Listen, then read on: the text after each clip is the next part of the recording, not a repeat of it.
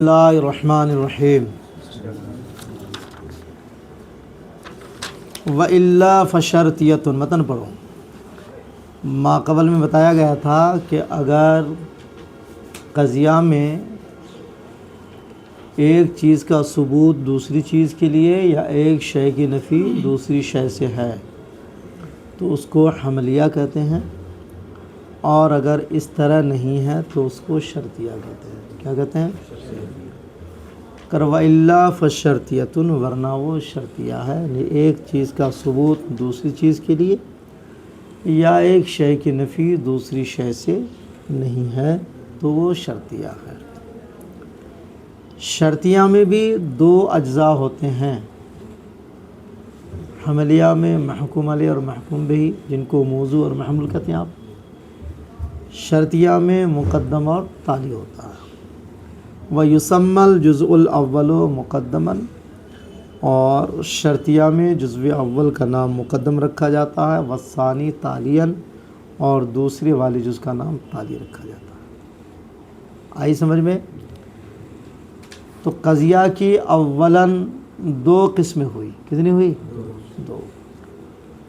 اب تقسیم ثانوی کرتے ہیں۔ تقسیم ثانوی کا مطلب حملیہ کی الگ تقسیم کریں گے اور شرطیہ کی الگ کریں گے۔ تب حملیہ کی تقسیم کر رہے ہیں موضوع کے اعتبار سے۔ کس اعتبار سے؟ اگر قضیہ حملیہ کا موضوع شخص معین ہے، جزئی حقیقی ہے، شخص معین ہے، تو اس قضیہ کو شخصیہ کہتے ہیں۔ کیا کہتے ہیں؟ شخصیہ۔ اور اگر قضیہ حملیہ کا موضوع شخص معین نہ ہو بلکہ کلی ہو، کیا ہو؟ تو اس میں دو صورت ہے، حکم یا تو اس کلی کی نفس طبیعت پر ہوگا یا اس کلی کے افراد پر ہوگا۔ حکم یا تو اس کلی کی نفس طبیعت پر ہوگا تو اس کو تبعیہ کہیں گے، اور اگر افراد پر حکم ہو تو اس کی دو صورت ہے کہ افراد کی مقدار بیان کی جائے گی یا نہیں۔ مقدار بیان کرنے کا مطلب یہ ہے کہ کتنے پر حکم ہے، سارے پر یا بعض پر۔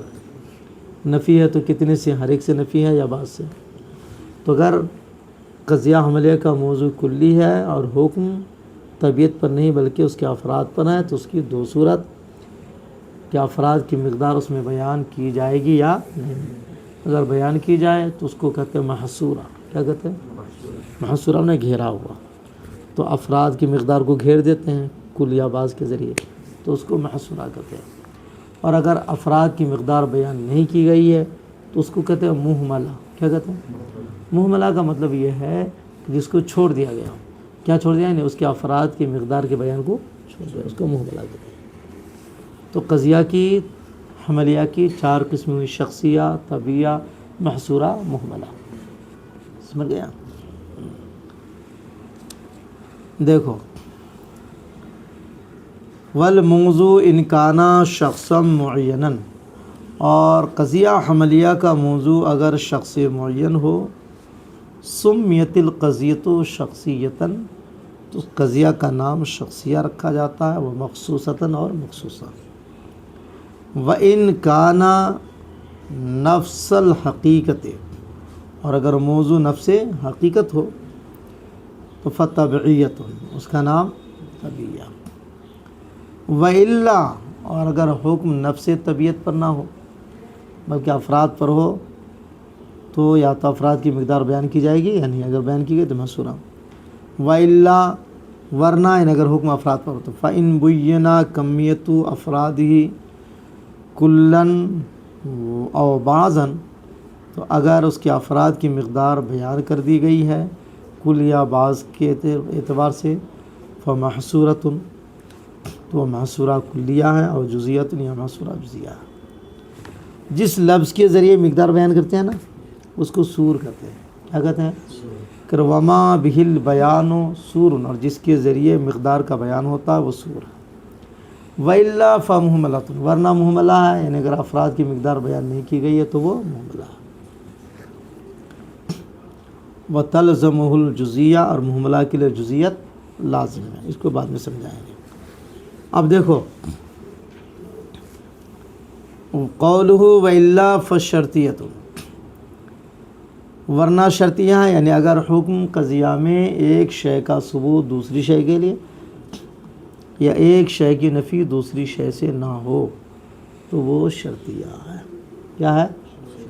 ہاں، اب شرطیہ میں یا تو یہ ہوگا کہ ایک نسبت کے ثبوت کا حکم ہوتا ہے دوسری نسبت کی تقدیر پر۔ دھیان سے سنو، ایک نسبت کے ثبوت کا حکم ہوتا ہے دوسری نسبت کی تقدیر پر، یا ایک نسبت کی نفی کا حکم ہوتا ہے دوسری نسبت کی تقدیر پر۔ اس کو شرطیہ متصلہ، موجبہ اور سالبہ کہیں گے۔ یا شرطیہ یہ ہوگا کہ دونوں کے درمیان، مقدمہ اور تالی کے درمیان تنافی یا عدم تنافی کا حکم ہوگا تو اس کو کہیں گے منفصلہ۔ کیا کہیں گے؟ ہاں، اے وَإِن لَّمْ يَكُنِ الْحُكْمُ بِثُبُوتِ شَيْءٍ لِشَيْءٍ أَوْ نَفْيِهِ عَنْهُ، اگر حکم ایک شے کے ثبوت کا دوسری شے کے لیے یا ایک شے کی نفی کا دوسری شے سے نہ ہو تو فالقضیۃ شرطیۃ، تو وہ قضیہ شرطیہ ہے۔ سواء کان الحکم فیہا، خواہ حکم اس میں بے ثبوت نسبت علی تقدیر نسبت اخری، خواہ حکم اس میں ایک نسبت کے ثبوت کا ہو دوسری نسبت کی صورت میں، او نفی ذالک الثبوت، یا ایک نسبت کی نفی کا حکم ہو دوسری نسبت کی صورت میں، دوسری نسبت کی صورت میں۔ اس کی مثال دیکھ لو، ایک نسبت کے ثبوت کا حکم ہو دوسری نسبت کی صورت میں۔ ان کانت الشمس طالیۃ فالنہار موجود، یہ ایک نسبت ہے، نسبت حکمیہ خبریہ ہے نا۔ اس کا ثبوت کا حکم لگایا گیا ہے کب؟ پہلی نسبت کی صورت میں۔ کیا ہے؟ ان کانت الشمس طالیۃ، اگر سورج طلوع ہوگا تو اس تقدیر پر فالنہار موجود ہوگا۔ سمجھ گئے؟ تو فالنہار موجود اس نسبت کے ثبوت کا حکم لگایا گیا ہے ان کانت الشمس طالیۃ کی نسبت والی صورت میں۔ آئی سمجھ میں؟ دوسرا کیا بتایا؟ یا ایک نسبت کی نفی کا حکم ہوگا دوسری نسبت کی صورت میں، جیسے لیسا البتہ تھا، اذا کانت الشمس طالیۃ فاللیل موجود، لیسا البتہ تھا اذا کانت الشمس طالیۃ، اس نسبت کی تقدیر پر، اس نسبت کی صورت میں فاللیل موجود والی نسبت کی نفی کا حکم لگایا گیا، فاللیل موجود کی نفی کا حکم لگایا گیا ہے اذا کانت الشمس طالیۃ کی صورت میں، یعنی جب سورج طلوع ہوگا تو اس صورت میں رات کی نفی ہوگی، اس صورت میں نفی ہوگی نا کہ رات ہوگی، سورج جب طلوع ہوگا رات ہوگی، رات کی نفی۔ آگے سمجھ میں؟ ہاں، تو پہلی مثال میں کیا بتایا؟ ایک نسبت کو ثابت کیا دوسری نسبت کی صورت میں۔ دوسری مثال میں فاللیل موجود، اس کی نفی کو ثابت کیا اذا کانت الشمس طالیۃ، اس نسبت کی صورت میں۔ سمجھ گئے؟ یا حکم لگایا جائے دو، یعنی مقدم اور تالی کے درمیان تنافی یا عدم تنافی کا، تنافی کا یا عدم تنافی کا، جیسے ھذا العدد اما زوج او فرد، ھذا العدد اما زوج او فرد، یعنی او ھذا العدد فرد، تو ھذا العدد زوج اور ھذا العدد فرد، ان دونوں کے درمیان تنافی کا حکم لگایا، یعنی دونوں اکٹھے ہوگا، یعنی ایک ہی عدد جو ہے جوڑ بھی ہو اور بے جوڑ ہوگا، 3 بے جوڑ ہے تو جوڑ ہوگا، وہ 4 جوڑ والا ہے تو بے جوڑ ہوگا، تو تنافی کا حکم ہے، اور اسی تنافی کی نفی کر دیں گے تو سلب تنافی ہو جائے گی۔ تو یہ شرطیہ ہے، وہ کہہ رہے ہیں اور بالمنافات بین الشیئین، اور سلب تلک المنافات، یا دو چیز نسبتوں کے درمیان تنافی یا سلب تنافی کا حکم لگایا گیا ہو۔ فالاول شرطیۃ متصلہ، پہلا والا شرطیہ متصلہ، کون والا؟ ایک نسبت کی ثبوت کا حکم دوسری نسبت کی صورت میں، یا ایک نسبت کی سلب کا حکم دوسری نسبت کی صورت میں، یہ شرطیہ متصلہ ہے۔ جیسے ان کانت الشمس طالعۃ فالنار موجود، شرطیہ متصلہ موجبہ۔ لیسا البتہ اذا کانت الشمس طالعۃ فاللیل موجود، یا فاللیل موجود اس نسبت کی نفی کا حکم لگایا گیا ہے اذا کانت الشمس طالعۃ کی صورت میں۔ یہ متصلہ سالبہ کی مثال ہے۔ دوسرا شرطیہ منفصلہ، آگے سمجھ میں؟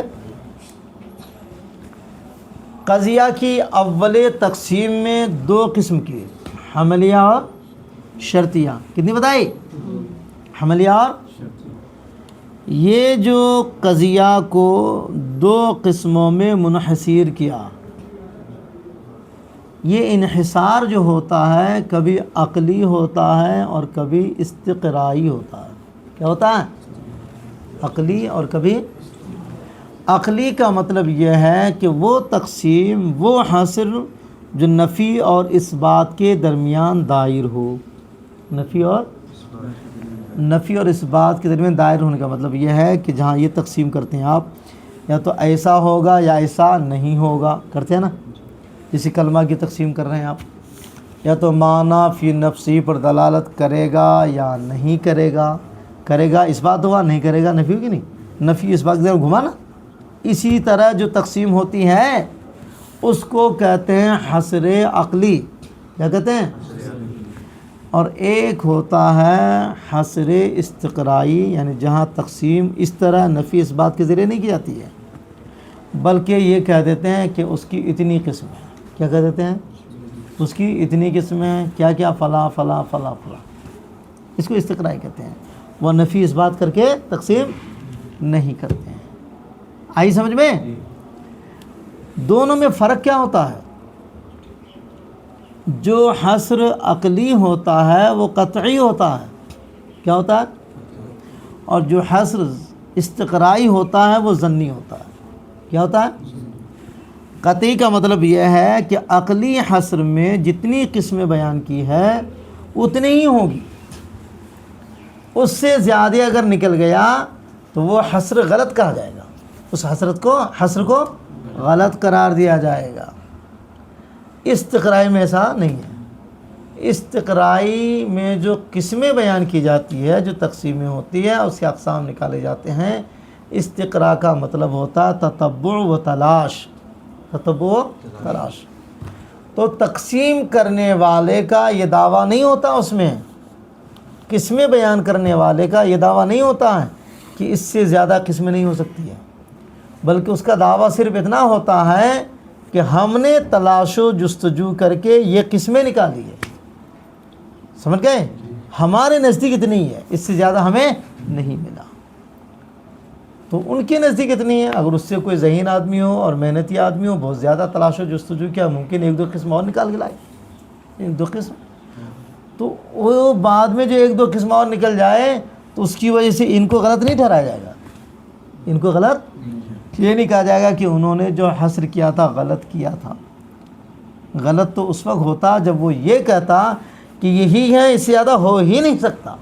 استقراء میں یہ دعویٰ، استقراء میں صرف یہ دعویٰ ہوتا ہے کہ ہم نے تلاش و جستجو کر کے اتنی نکالی ہے، ہمیں اس سے زیادہ نہیں ملا، سمجھ گیا؟ تو یہاں جو قضیہ کی اول تقسیم ہوئی کہ حملیہ اور شرطیہ، تو یہ کون سی تقسیم ہے؟ یہ حصر کون سا ہے؟ عقلی والا یا استقرائی والا؟ تو کرا عقلی ہے۔ کیا ہے؟ اسی طرح تقسیم کیا نا کہ یا تو اس میں حکم ہوگا ایک شے کے ثبوت کا دوسری شے کے لیے، یا ایک شے کی نفی کا دوسری شے سے، یا ایسا نہیں ہوگا۔ یہ کیا نہیں کیا؟ تو نفی اس بات کے درمیان دائر ہوا کہ نہیں ہوا؟ اس لیے اشارے کہتے ہیں کہ یہ حصر قضیہ کا جو ہوا حملیہ اور شرطیہ میں، یہ حصر عقلی ہے، استقرائی نہیں ہے۔ سن،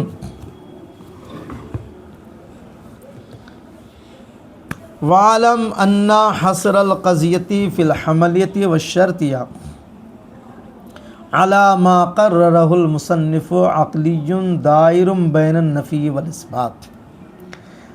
جان لو کہ قضیہ کا حصر حملیہ اور شرطیہ میں جیسا کہ مصنف نے ثابت کیا ہے، یہ حصر عقلی کیا ہے؟ عقلی ہے، دائر بین النفی والاثبات، نفی اور اثبات کے درمیان دائر ہے، نہیں گھومتا ہے۔ اب شرطیہ کی جو دو قسم کی ہے، ایک متصلہ اور ایک منفصلہ، تو یہ کون سا ہے؟ تو کہہ رہا ہے کہ یہ انہوں نے جو تقسیم کی نفی اور اثبات کے درمیان دائر کر کے نہیں کی ہے، تو اس کا مطلب یہ عقلی نہیں ہے بلکہ استقرائی ہے۔ وَأَمَّا حَصْرُ الشَّرْطِيَّةِ فِي الْمُتَّصِلَةِ وَالْمُنْفَصِلَةِ، رہا شرطیہ کا منحصر ہونا متصلہ منفصلہ میں، فَإِسْتِقْرَائِيٌ، تو یہ حصر کیا ہے؟ استقرائی۔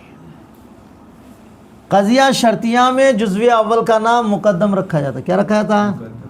کیوں مقدم نام رکھا گیا؟ جیسے کسی کا نام ہو گیا بدھوا، تو کہ کیوں بدھوا نام ہوا؟ کہ بدھ کے دن پیدا ہوا، تو بدھوا نام رکھنے میں کوئی وجہ ہوئی۔ اسی طرح اس کا نام مقدم رکھا گیا، تو کیوں؟ کیا وجہ ہے؟ تو کہ دیکھو قولہ مقدما، اس کا نام مقدم رکھا جاتا ہے جزء اول کا، کیوں؟ لے تقدمہ فی الذکر، ذکر میں مقدم ہونے کی، تو جو مقدم ہے ذکر میں تو نام ہی مقدم رکھ دیا گیا۔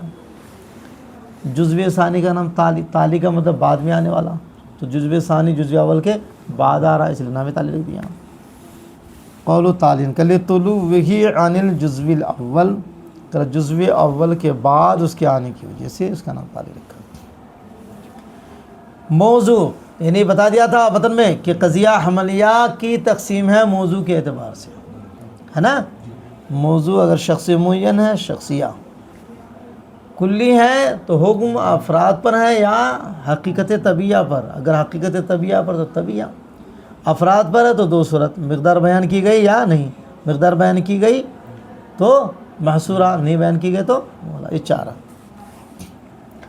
قول والموضوع ھذا تقسیم للقضیۃ الحملیۃ باعتبار الموضوع، یہ قضیہ حملیہ کی تقسیم ہے موضوع کے اعتبار سے، اس لیے تمام قسموں میں موضوع کا لحاظ کیا گیا، چونکہ موضوع کے اعتبار سے تقسیم ہے نا، اس لیے ہر قسم میں موضوع کا لحاظ ہوا۔ شخصیہ نام رکھنے میں موضوع کا لحاظ، طبیعہ نام رکھنے میں موضوع کا لحاظ، محصورہ نام رکھنے میں بھی موضوع کا لحاظ، مہملہ نام رکھنے میں بھی، چونکہ موضوع کے اعتبار سے ہے اس لیے تمام قسموں میں لحاظ کس کا ہوا؟ موضوع کا۔ وَلِذَا لُوحِظَ فِي تَسْمِيَةِ الْأَقْسَامِ حَالَ الْمَوْضُوع، حال الموضوع، اسی وجہ سے لحاظ کیا گیا ہے قسموں کے نام رکھنے میں موضوع کی حالتوں کا۔ کن کی حالتوں کا؟ تو فَيُسَمَّى مَا مَوْضُوعُهُ شَخْصٌ شَخْصِيَّةً، تو جس کا موضوع شخصی ہے، شخص ہے، اس کا نام شخصیہ رکھا جاتا ہے۔ وَعَلَى هَذَا الْقِيَاسِ، اور جس کا موضوع طبی ہے اس کو طبیعہ۔ خلاصہ یہ ہے وَمَحْصَلُ التقسیم، محصل التقسیم، تقسیم کا خلاصہ یہ ہے کہ ان الموضوع اما جزئی حقیقی، کہ قضیہ حملیہ کا موضوع یا تو جزئی حقیقی ہوگا جس کو شخص معین کہتے ہیں، جیسے ہمارا قول ھذا انسان، ھذا جب کیا تو متعین ہو گیا نا، او کلی، یا موضوع کیا ہوگا؟ وعلی الثانی، دوسری صورت میں اگر جزئی حقیقی ہے تب تو وہ شخصیہ ہو گیا، اور اگر کلی ہے تو اس میں دو صورت ہے، حکم یا تو نفس حقیقت پر ہے، طبیعت پر تو طبیعت، وعلی الثانی دوسری تقدیر پر، یعنی اگر موضوع کلی ہو، فَإِمَّا يَكُونَ الْحُكْمُ عَلَى نَفْسِ حَقِيقَةِ هَذَا الْكُلِّ، حکم یا تو اس کلی کی نفس حقیقت اور طبیعت پر ہے، طبیعت من حیث ہیا پر، او علی افرادہ، یا افراد پر ہوگا۔ دوسری صورت میں اگر افراد پر ہو تو آپ اس کی دو صورت ہے، مقدار بیان ہوگی یا دوسری صورت میں فَإِمَّا أَن يُبَيَّنَ کمیت افراد المحکوم علیہ، کہ یا تو اس میں محکوم علیہ کے افراد کی مقدار بیان کی جائے، بِأَن يُبَيَّنَ یعنی یہ بیان کیا جائے کہ حکم تمام افراد پر ہے یا بعض افراد پر، حکم نفی کا حکم تمام افراد سے ہے یا بعض افراد سے، بِأَن يُبَيَّنَ أَنَّ الْحُكْمَ عَلَى كُلِّهَا وَعَلَى بَعْضِهَا، بھئی طور بیان کیا جائے کہ حکم تمام افراد پر ہے یا بعض پر، یا بیان نہ کیا جائے بل یحمل بلکہ چھوڑ دیا جائے۔ تو پہلی صورت میں اگر موضوع جزئی حقیقی ہو، شخصیت ہو، دوسری صورت میں اگر موضوع کلی ہے اور حکم نفس حقیقت پر ہے تو تبعیت، اس کا نام کیا ہے؟ تیسری صورت میں یعنی حکم نفس حقیقت پر نہیں بلکہ افراد پر ہیں اور افراد کی مقدار بیان کی گئی ہے تو محصورت، اس کا نام۔ چوتھی صورت یعنی جب افراد کی مقدار نہ بیان کی جائے، مہملہ ہے۔ سمجھ گیا؟ ثم المحصورۃ ان بینا فیہا، اب محصورہ کیا ہے؟ جس میں افراد کی مقدار بیان کی جاتی ہے۔ اگر کل افراد کی مقدار بیان کی جائے کل کے ذریعے تو اس کو کلیہ کہیں گے، بعض کے ذریعے تو جزیہ کہیں گے۔ پھر موجبہ ہوگا تو بڑا بدتمیزی کرتا ہے، کیا ہوا؟ منہ درازی کرتا، زبان پہ زبان لڑتا، مجھ سے لڑنے پہ آمادہ ہو جاتا ہے یہ۔ چلیے میں نے کہا کہ سبق سناؤ، آموختہ سناؤ، کسی لڑکے نے اعتراض نہیں کیا، انہوں نے اعتراض کی۔ اور چلو کیا دیکھو، ثم المحصورۃ، پھر محصورہ میں حکم یا تو تمام افراد پر ہوگا تو اس کو کلیہ کہیں گے، بعض پر ہوگا تو جزیہ ہوگا، اور اگر موجبہ ہوگا تو محصورہ وہ سالبہ کلیہ کہلائے گا اور جزیہ تو سالبہ جزیہ۔ ثم المحصورۃ ان بینا فیہا، پھر محصورہ میں اگر بیان کیا گیا ہے کہ ان الحکم علی کل افراد الموضوع، کہ حکم موضوع کے تمام افراد پر ہے تو وہ کلیہ ہے، و ان بینا، اور اگر یہ بیان کیا گیا ہے کہ حکم اس کے بعضی افراد پر ہے تو جزیہ ہے، فکل منہما اما موجبۃ، پھر ان میں سے ہر ایک یا تو موجبہ ہوگا یا سالبہ ہوگا۔ سمجھ گیا؟ ولا بد فی کل من تلک المحصورۃ الاربع من امر یبین کمیت افراد الموضوع یسمى ذلک الامر بالسور۔ اب ان محصورہ میں ایک چیز یہ بھی چاہیے جس کے ذریعے مقدار بیان کریں گے۔ محصورہ اس کو کہتے ہیں نا جس میں افراد کی مقدار بیان کی جا رہی ہے، تو محکوم علیہ کے لیے تو لفظ ہے، محکوم علیہ کے لیے لفظ ہے، نسبت کے لیے بھی ہے۔ اب افراد کی جو مقدار بیان کریں گے تو ایک نئی چیز ہو گئی، اس کے لیے بھی کوئی لفظ چاہیے، اس کے لیے بھی تو اس کے لیے جو لفظ ہوگا اس کو کیا کہیں گے؟ تو کر اس کو سور کہیں گے۔ کیا کہیں گے؟